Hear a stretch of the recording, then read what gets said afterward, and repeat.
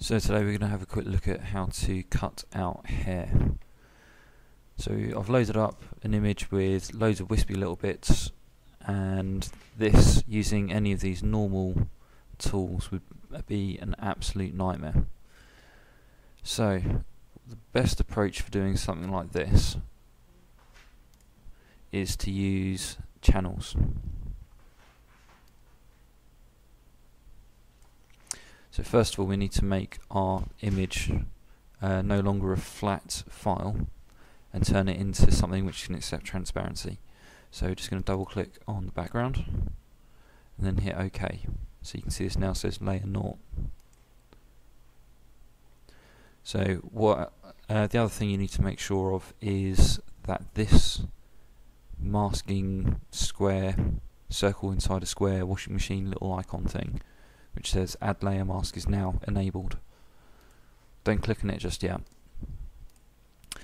So we've got the channels palette. If you haven't got it visible, go to Window, Channels. What you'll then be able to do is skim through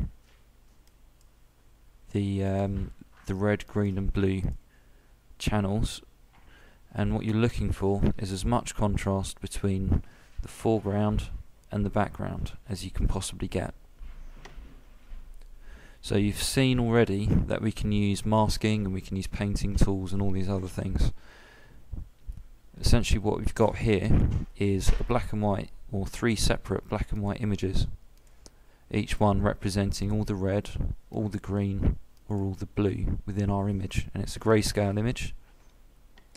And what's happening is it's going to mix all 3 of these images together to create a full colour image.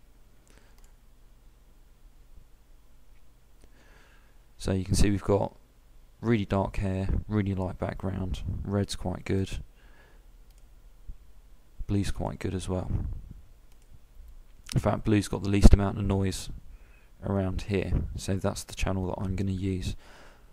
So if you're following along this tutorial and you've got this exact same image, I'd recommend using the blue channel. Now the first thing you have to do is make a copy of this. So all we have to do is click and hold, drag it down onto the new channel icon and then release. You can see I've now got blue copy. Right, it's very important that you do this step, because otherwise you're going to start affecting the blue channel, and if you do that, the colour mix is going to go very, very wrong. So you have to make sure that you've got a copy of whatever channel you're using. Okay, what we can do is we can load this as a selection. Now you've got 2 choices. You can either do it the quick way, which is hold down Control and then left click, and you can see we've now got these little dotted lines which tells us we have a selection. Or alternatively, you can go through Select, Load Selection, the blue copy channel. Now we could hit Invert, which is something that I'm going to do. I'll explain why in a second, and then hit OK. So if you remember from our previous tutorials, white means that something is selected, black means that it isn't. By loading the selection inverted, white becomes black and black becomes white, so these black areas are now the selected areas. So if we then select our layer, we can then hit Add Layer Mask. Right, so the first thing we're going to do is put a solid colour behind it.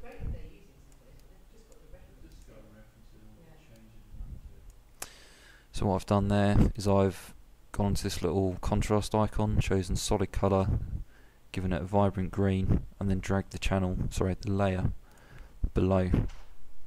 So now we've got a solid green background. Right, okay, so now we've got a solid background colour. We can see how our image adjustments are going to actually affect the hair and the knocking out of the background. So I'm going to make sure I've got my mask selected, so you can see there's this white line around the mask. If I've got the image selected, there's the white line around that, and you do not want that, because we want to affect the mask, not the colours in our image. So with that selected, I'm going to go Image, Adjustments, Levels. So now, when I pull in this slider, you can see we start to kind of, it's quite subtle, but you can see we can kind of bring back the background. Because we don't want to bring it back too much, so I'm just going to pull this slider out to here. So this is just a very fine balancing act. You'll never get it 100%, it's just too complicated. I mean, you can spend an awful lot of time trying to get this absolutely perfect, and if you've got the time, go for it. But not everyone does. So I'm just going to go for that right now. I've used a mix of bringing in the white slider, the black slider, and then there's this 50% grey one, which is actually quite useful. You can see that you've got kind of like a fine sort of control over how the fall off affects the image. So I reckon that's kind of about right. I'm just going to hit OK on that.